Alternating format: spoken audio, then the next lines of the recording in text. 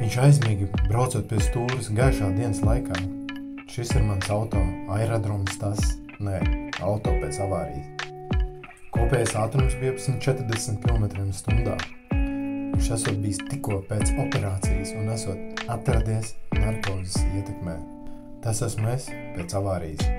Laimes krekliņam ar nelielām skrambām un smadzeņu satricinājumu. Pēc mēneša pamanīju, ka darba laikā uznāk vājums, trauksme, panikas liekums. Sākumā nesapratu, kas tas ir.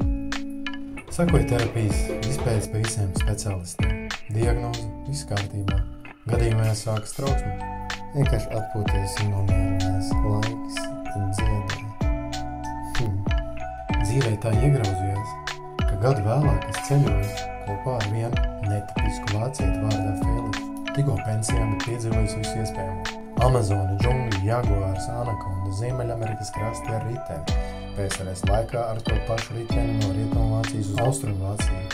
Ar vienas dienas aptājām pie radiem. Viņš man teica, Aigar, tu esi dzirdējis daudzus manis stāstus, bet no visiem visiespējīgākais man ir bijis Vacu. Tu zini, kas ir Vacu? Es zinu elpošanas terapijas jogu, meditācija, smieklu terapijas. Tu biji labs darbinieks pēc tavām domām? Nu, jāatlaida, nē.